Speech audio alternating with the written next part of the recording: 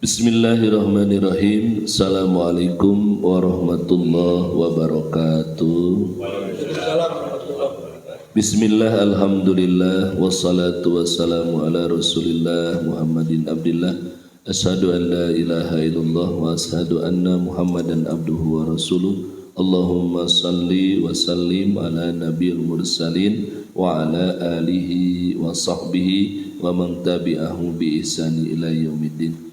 Subhanallah, maha suci Allah subhanahu wa ta'ala. Alhamdulillah, pada saat ini kita masih diberikan anugerah, kenikmatan, karunia rizki yang begitu banyak, yang tidak akan terhitung kenikmatan yang Allah berikan kepada kita. Terutama alhamdulillah, kita masih diberikan kesempatan waktu oleh Allah untuk bisa menjalani kehidupan di alam dunia yang singkat dan fana ini. Kita masih diberikan panjang umur, sehat walafiat, dan yang paling utama alhamdulillah Allah masih memberikan pertolongan serta kekuatan iman dan Islam sehingga kita tetap istiqomah menjalankan rangkaian amaliyah ibadah baik yang wajib dan sunnah, dengan harapan dan doa mudah-mudahan ibadah kita diterima di sisi Allah subhanahu wa ta'ala, dan mudah-mudahan keistiqomahan ibadah kita sampai akhir hayat kita sehingga mudah-mudahan kita menjadi insan yang husnul khatimah.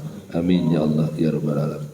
Al-Mukarram Bapak DKM saya hormati Pak Jimawan, Al-Mukarram Bapak Ustadz Al-Umar Al-Absi, Al-Mukarram Bapak Haji Arif dan Bapak Ibu seluruh jamaah masjid Al-Abra yang saya hormati, insyaallah Allah muliakan. Mari kita bersama-sama melanjutkan kajian tafsir dari surah Al-Baqarah ayat 258. A'udzu billahi minasy syaithanir rajim. Bismillahirrahmanirrahim. Alam tara ilal ladzi hajja Ibrahim fi rabbih an atahu Allahul mulk iz qala Ibrahim rabbiyallazi yuhyi wa yumitu qala ana uhyi wa umit qala Ibrahim fa inna Allah ya'ti bis-syamsi minal mashriqi fa'ti biha minal maghribi fabuhital ladzi kafar wallahu la yahdil qawmaz zalimin. Sadaqallahul azim. Ila akhir ayat. Bismillahirrahmanirrahim. Wallahu a'lam bil muradi, wallahu a'lam bissawab. Alam taro, apakah tidak taro kamu melihat, memperhatikan, tidakkah kamu memperhatikan, ilal lazi kepada allazi orang yang hajja mendebat atau menghujat Ibrahima kepada Nabi Ibrahim alaihissalam fi rabbihi mengenai atau tentang Tuhannya, an atahullahu karena Allah telah memberikannya al-mulka kerajaan. Ayat ini diawali dengan harful istifham. Alam tar. A ini sebagai huruf istifham, apakah. Lam tidak, taro kamu lihat, dari ro'a taro kamu lihat atau kamu perhatikan. Dengan terjemah singkatnya adalah alam taro, tidakkah kamu memperhatikan. Jadi ayat ini adalah khitabnya kepada Nabi Muhammad sallallahu alaihi wasallam. Pesannya adalah untuk memperhatikan. Jadi istifham li ta'ajjubi ini adalah sebuah pertanyaan tentang keanehan. Keanehan di masa itu ada seseorang yang mendebat kepada Nabi Ibrahim alaihi salam tentang Tuhannya. Inilah disebut dengan istifham li ta'ajjubi.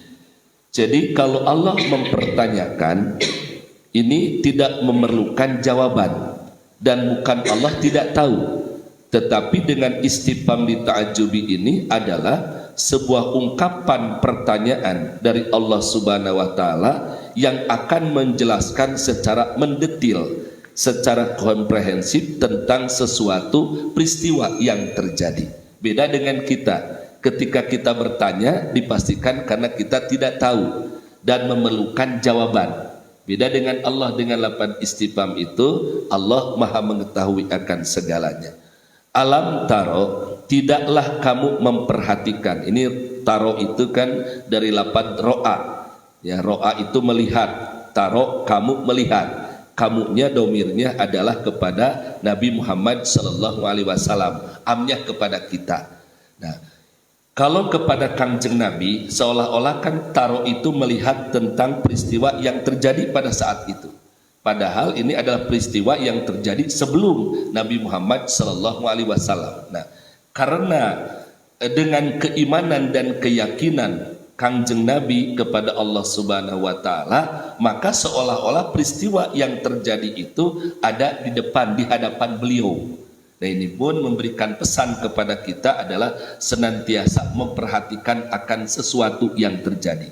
Apa yang terjadi sehingga Allah mengkalamkan dengan lapan alam taro, tidakkah kamu memperhatikan? Nah, ini menunjukkan nanti ke depannya tentang, kalau kita munasabahkan dengan asibak ayat yang sebelumnya adalah di dalam ayat 257 itu kan ada figur manusia yang menjadikan Allah sebagai pelindung. Allahu waliyu, menjadikan Allah sebagai pelindung, selalu dilindungi oleh Allah.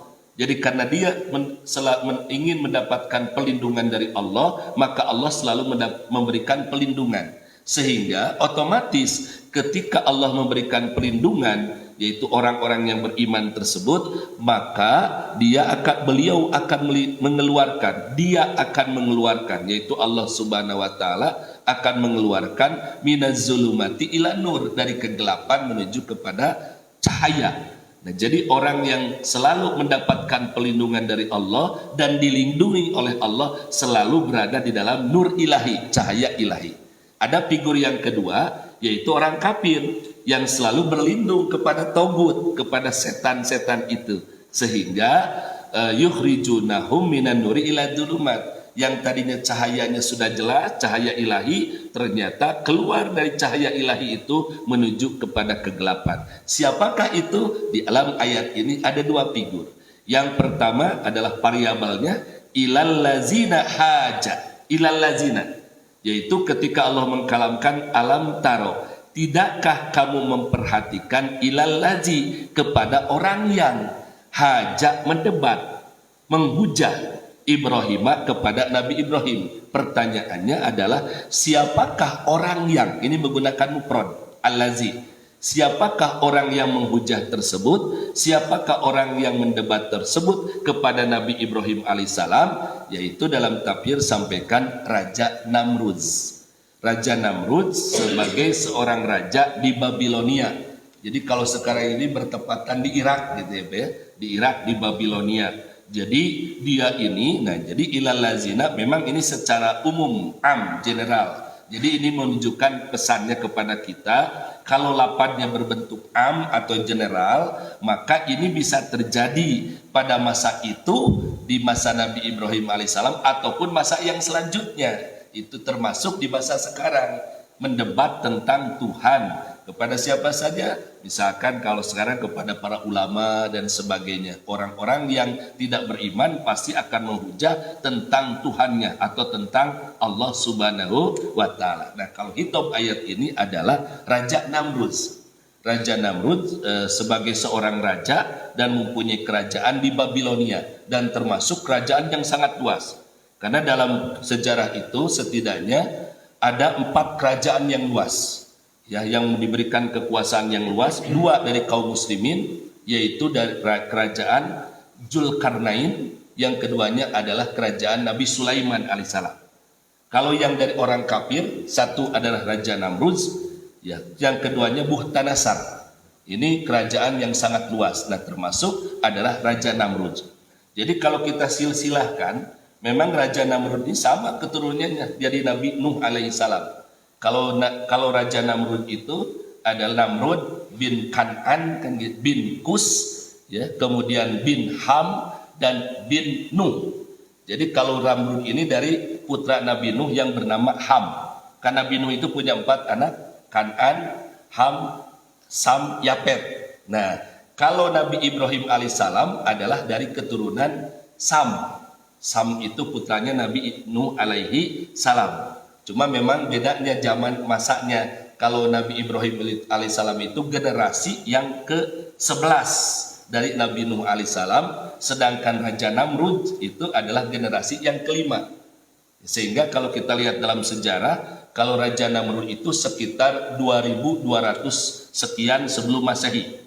Sedangkan Nabi Ibrahim alaihissalam itu ada yang menyebutkan 2000 sebelum Masehi, ada juga yang menyebutkan 1900 sekian sebelum Masehi. Jadi kalau bahasa kita diruntutkan seperti orang tua dengan anak lah gitu Pak. Itu antara Raja Namrud dengan Nabi Ibrahim alaihissalam. Jadi sepuhan Raja Namrud, ya, Nabi Ibrahim itu masih remaja pada saat itu. Nah, dan sudah dewasa tetapi menjadi nabi. Jadi ilal lazina haja, kepada, jadi Allah memberikan pesan dalam ayat ini, perhatikanlah oleh kamu, ya, ilal ladina haja, kepada orang yang telah menghujat. Jadi ini kalau bahasa kitanya flashback di ke belakang untuk memperhatikan kejadian peristiwa yang terjadi di masa Nabi Ibrahim alaihissalam. Kalau kita interval waktukan itu sekitar 38 abad dari Nabi Muhammad SAW. Kan Nabi Ibrahim alaihissalam sampai Nabi Musa itu 13 abad, dari Nabi Musa kepada Nabi Isa itu 19 abad, dari Nabi Isa kepada Nabi Muhammad 6 abad. Jadi sekitar 38 abad. Ada yang mengatakan 40 abad itu sampai Nabi Ibrahim alaihi salam. Jadi ayat ini kalau bahasa kitanya harus flashback ke belakang tentang peristiwa yang terjadi di masa Nabi Ibrahim alaihissalam, di mana ada seseorang yang menghujat kepada Nabi Ibrahim alaihissalam. Nabi Ibrahim adalah nabi yang ke-6 setelah Nabi Hud, Nabi Soleh, kemudian Nabi Ibrahim alaihissalam. Fi robbihi, yaitu menghujat tentang Tuhannya, ya, tentang Tuhannya, robbihi. Jadi menggunakan robbi, bukan Allah di sini lapangnya, tetapi robbi, Tuhannya. Nyahnya itu dominnya kepada Nabi Ibrahim alaihissalam. Jadi Raja Namrud menghujat, mendebat tentang Tuhannya Nabi Ibrahim alaihissalam. Singkatnya adalah tentang Allah. Karena dalam Al-Quran Allah itu menggunakan lapan Allah sekitar 2697 lapan. Ada juga yang menggunakan lapan Robbi, Robbana, Robbukum dan sebagainya, itu sekitar 837 lapan Robbi, Robbana dan sebagainya dengan derivasinya. Jadi ayat ini adalah substansinya menjelaskan tentang orang yang menghujat kepada Nabi Ibrahim alaihissalam tentang Tuhannya. Yang mana orang tersebut, yaitu Namrud tersebut, salah satu riwayatnya adalah an atahullahul mulka, karena dia diberikan oleh Allah itu kerajaan. Jadi di sini menggunakan lafaz Allah. Jadi si Raja Namrud ini memang memiliki kekuasaan yang luas, tapi hakikatnya kerajaannya itu adalah dari Allah Subhanahu wa Ta'ala. Allah memberikan kekuasaan kepada dia, ya, al-mulka tersebut. Nah, isinya adalah dalam hujah tersebut adalah izqala, ingatlah ketika. Jadi itu kan seperti pesan seperti biasa adalah tentang peristiwa yang terjadi yang harus diingat kembali sebagai ibrah, pelajaran, tazkirah bagi kita.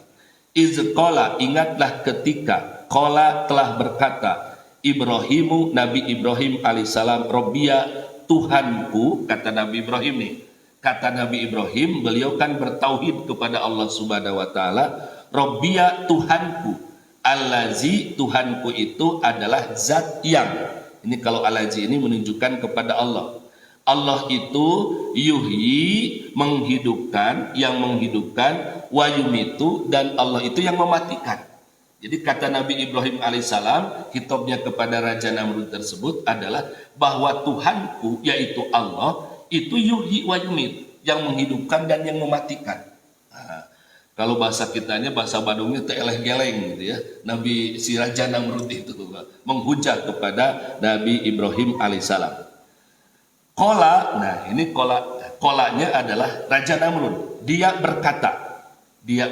Jadi ini dialog perdebatan antara Raja Namrud dengan Nabi Ibrahim alaihissalam. Kata Raja Namrud, ana uhyi wa yumit. Aku juga bisa dapat menghidupkan wa umitu dan mematikan. Dalam tafsir pada saat itu, Bapak Ibu sekalian, yaitu Raja Namrud langsung mendapatkan menghadirkan dua tawanan pada saat itu. Tawanan yang pertama dibunuh oleh Raja Namrud, yang satu lagi tidak dibunuh. Maka kata dia, tuh lihat, aku bisa mematikan dibunuh itu, dan aku bisa menghidupkan, dia tidak dibunuh. Nah gitu Pak. Nah inilah Raja Namrud Pak sekalian. Kata Raja Namrud seperti itu. Qala Nabi Ibrahim alaihissalam berkata lagi. Qala telah berkata Ibrahimu, Nabi Ibrahim. Fa innallaha, kalau debat yang pertama udah. Jadi si Raja Namrud itu dengan bahasa apologisnya, dengan alasannya adalah bahwa aku juga bisa menghidupkan dan bisa mematikan. Pada saat itu ada seseorang yang dibunuh, sehingga aku juga bisa mematikan katanya. Tetapi Nabi Ibrahim alaihissalam menyampaikan lagi, ya, pernyataan bahwa fa innallaha, maka sesungguhnya Allah, ini bukan Robi lagi tapi Allah langsung, maka sesungguhnya Allah ya'ti, ata ya'ti, menerbitkan, dari ata itu mendatangkan, artinya menerbitkan. Jadi terus ini ilmu present and future pada saat itu dan selanjutnya, menerbitkan bisamsi, matahari, minal masriki, dari timur. Jadi Allah Tuhanku, kata Nabi Ibrahim alaihissalam itu selalu ya, dan seterusnya itu menerbitkan matahari dari sebelah timur. Pati biha minal maghrib. Maka diuji oleh Nabi Ibrahim alaihissalam. Coba kalau bahasa kitanya, hei Namrud, kamu datangkan matahari itu, kamu terbitkan olehmu matahari itu dari sebelah barat. Ini hebatnya, cerdasnya Nabi Ibrahim alaihissalam. Jadi datangkanlah, terbitkan oleh kamu sekarang matahari yang tadinya oleh Allah itu diterbitkan dari timur, sekarang oleh kamu dari barat. Apa jawabannya Bapak sekalian? Pada saat itu Bapak Ibu sekalian, si Raja Namrud tersebut pabuhital lazi kapar. Pabuhita itu bingung gitu. Bagaimana cara menjawabnya? Al-lazi kapar, orang yang kafir itu. Jadi langsung dijelas orang kafir itu, yaitu Namrud tersebut. Nah, inilah. Jadi bingung untuk menjawabnya, bagaimana caranya untuk menerbitkan matahari itu dari sebelah barat. Nah, disitulah KO lah kalau bahasa kita mah, kalah dalam perdebatan itu si Raja Namrud sampai bingung dia. Maka disitulah dalam sejarahnya sampai ditantang Nabi Ibrahim alaihissalam itu untuk mendatangkan pasukannya. Ya, mendatangkan pasukannya, kami siap untuk melawan pasukan yang dipersiapkan oleh Namrud. Nah, disitulah Allah mengutus, singkat katanya pasukan Allah junuduhu, yaitu berbentuk nyamuk Pak. Pada saat itu di saat siang hari datanglah nyamuk sebagai junuduhu, bala tentara Allah, ya, diutus oleh Allah Subhanahu wa taala, yang tadinya matahari itu bisa menyinari, pada saat itu tertutup oleh nyamuk yang begitu banyak. Dan ada salah satu nyamuk yang masuk ke hidungnya si Raja Namrud, itu salah satu kisahnya. Sampai katanya 400 tahun nyamuknya ada di sini Pak. Nah, sampai dia menderita, ya, sampai menderita, kemudian matinya pun seperti itu. Itulah kebesaran dan kekuasaan Allah Subhanahu wa taala. Nah, itulah. Jadi ini menjelaskan bagaimana figur seorang yang selalu ada dalam perlindungan Allah, yaitu Nabi Ibrahim alaihissalam, selalu diberikan cahaya ilahi. Jadi apapun yang disampaikan, kan kalau kisah yang lainnya, Nabi Ibrahim itu satu waktu beliau menghancurkan patung-patung yang kecil, patung-patung berhala yang disembah oleh Raja Namrud dan kaumnya. Pada saat itu dihancurkan yang kecil, dihancurkan. Setelah itu siapa nih, kata Raja Namrud itu, yang sudah menghancurkan? Dikasih tahu, itulah Ibrahim yang telah menghancurkan. Dipanggil Pak sekalian. Maka ketika dipanggil ditanya, hei Ibrahim, kamu yang telah menghancurkan patung ini? Tersenyum Nabi Ibrahim. Ini cerdasnya Nabi Ibrahim. Kalau betul aku yang menghancurkan patung yang kecil ini, silahkan tanyakan kepada patung yang besar. Bagaimana? Tung. Tidak akan bisa Pak. Satu waktu lagi di dalam kisah ini cerdasnya Nabi Ibrahim salam. Di situ itu kan banyak sasajen kalau bahasa kitanya Pak. Di patung-patung tersebut ada apel. Kemudian apelnya itu diambil oleh Nabi Ibrahim alaihissalam. Katanya kata Nabi Ibrahim, kira-kira ini kalau apel yang ada di depan patung ini diambil, kira-kira patung ini akan marah tidak ya? Nah gitu. Jadi ketika diambil ternyata tidak marah-marah patungnya, Pak. Nah itulah cerdasnya Nabi Ibrahim alaihi salam. Jadi salah satu nabi yang cerdas itu adalah Nabi Ibrahim alaihi salam. Makanya dijuluki dengan Khalilullah, kekasih Allah Subhanahu wa taala. Nah, jadi setelah ayat ini maka Allah mengkalamkan wallahu dan Allah la yahdil qaumaz zalimin. Allah tidak akan memberikan petunjuk al qaumaz zalimin kepada kaum yang zalim. Jadi tidak akan, wah udah mentok gitu Pak, tidak ada lagi petunjuk oleh orang zalim itu, tidak bisa menjawab lagi. Itulah beda dengan Nabi Ibrahim SAW itu sampai puncaknya, sampai klimaknya, titik akhir itu atas petunjuk dari Allah bisa menghadapi, bisa menjawab seluruh pertanyaan-pertanyaan.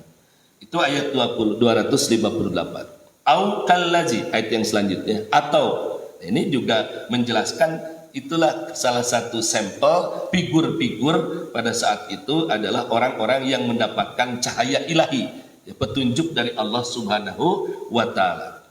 Au kallazi, atau seperti orang yang. Nah, tadi juga kan allazi, orang yang. Kalau tadi allazi haja, orang yang telah menghujah kepada Nabi Ibrahim, maka hitabnya adalah dalam tafsir itu adalah Raja Namrud. Kalau dalam ayat 259, au kallazi marra ala qaryatin, atau seperti orang yang marra melewati ala qaryatin, satu negeri atau satu kampung atau satu qaryah. Siapakah itu yang melewati satu qaryah tersebut? Nah, dalam tafsir sampaikan itobnya adalah yaitu Nabi Ujair alaihi salam. Jadi ada nabi tapi bukan rasul yang 25 Bapak sekalian. Kan banyak nabi itu. Seperti pernah disampaikan, Nabi itu sekitar 124.000 Nabi, yang menjadi Rasul 313 Rasul, yang wajib diketahui ada 25, dan yang mendapatkan ulul azmi ada 5 Rasul. Nah ini adalah kisah tentang Ujair.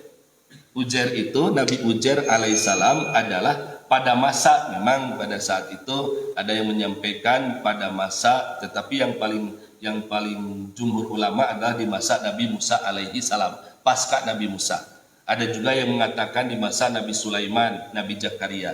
Tapi kalau kita lihat dalam kitab-kitabnya, Bapak sekalian, Nabi Ujair itu kan nanti dianggap sebagai anak Tuhan oleh orang Yahudi.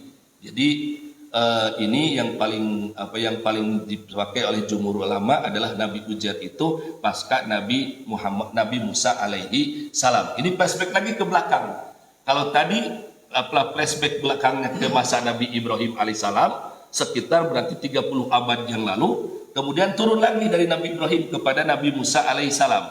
Berarti kalau kepada Nabi Musa sekitar 25 abad dari Nabi Muhammad sallallahu alaihi wasallam, yaitu nabi atau rasul yang ke-14 Nabi Musa alaihissalam. Memang yang kita kenal di masa Nabi Musa itu pertama adalah Nabi Harun, saudaranya. Ada juga sahabatnya Yusha bin Nun itu, yang dalam surah Al-Kahfi baru saja dulu jelaskan Bapak sekalian. Tetapi ada juga Nabi Ujair Bapak sekalian, dan beliau itu adalah pasca Nabi Musa alaihissalam. Kalau dalam kisah Raja Tolut kemarin itu kan ya, ada namanya Nabi Samuel atau Nabi Samun setelah Yusha bin Nun.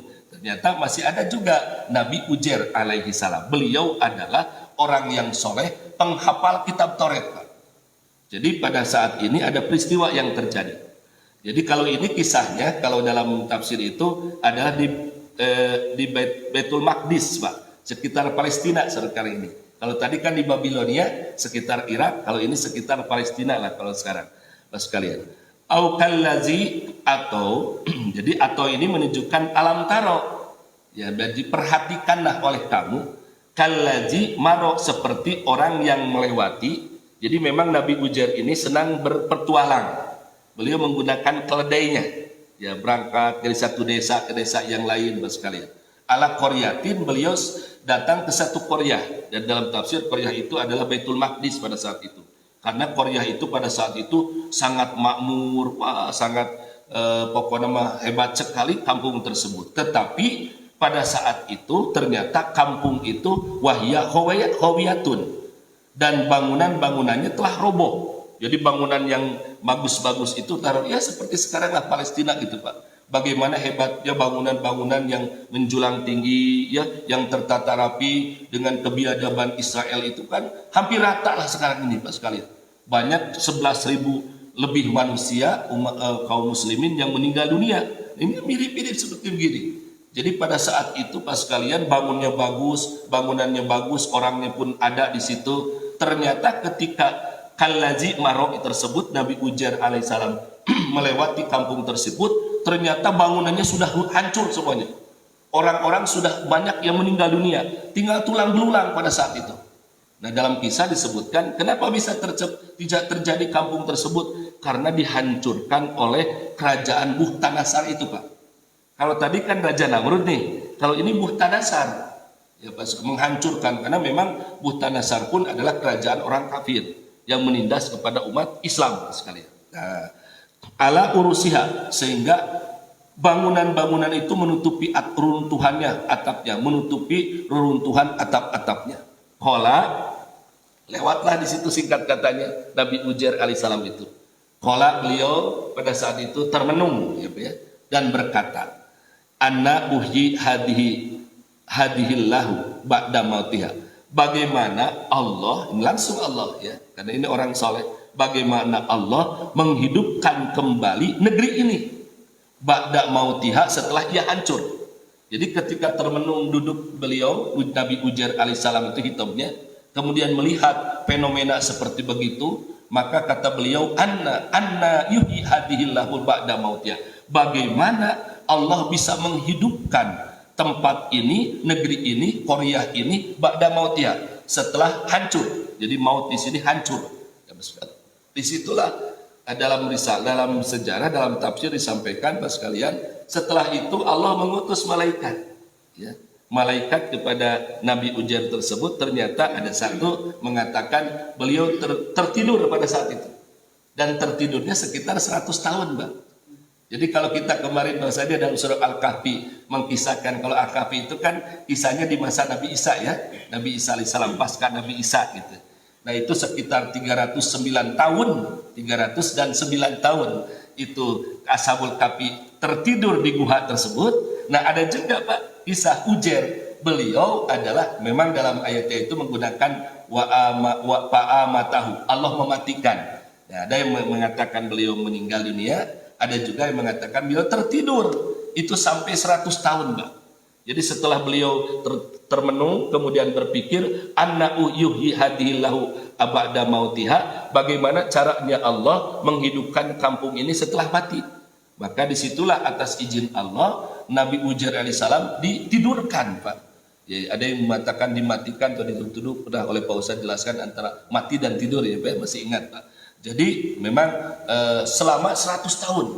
Maka fa'amatahullahu mi'ata amin Pak. Jadi maka pada saat itu setelah Nabi Ujair alaihissalam berkata bagaimana caranya Allah menghidupkan kampung ini setelah hancur, maka dia langsung maka kata Kong Jangsen, maka Allah mematikan. Dengan amat tahu itu ada yang mematikan mati diambil oleh malaikat ijra'irulnya, ada juga yang mengatakan menidurkan. Siapa? Yaitu Ujair tersebut mi'ata amin selama 100 tahun. Jadi ada kisah juga Pak. Kita kemarin kenal Ashabul Kahfi, ada juga Nabi Ujair. Summa ba'asahu, setelah 100 tahun dibangkitkan lagi. Jadi hidupkan lagi, dibangunkan lagi Nabi Ujair alaihissalam. Qala, maka datanglah malaikat pada saat itu utusan Allah, ditanya Nabi Ujair itu setelah bangun dari 100 tahun itu, kam labista, berapa lama kamu tinggal di sini? Berapa lama kamu tinggal di sini? Qala, dijawab oleh Nabi Ujair alaihissalam tersebut, labistu yauman au ba'du yaum. Jadi kata Nabi Ujair, aku tinggal di sini, labistu yauman, satu hari, au ba'du yaum, atau setengah hari. Jadi 100 tahun perasaannya sehari atau setengah hari. Sama kan dengan Ashabul Kahfi sekalian. Itulah kebesaran dan kekuasaan Allah Subhanahu wa taala. Maka dijelaskan oleh malaikat utusan Allah. Qala, maka menggunakan lapan qala, dia Allah berfirman.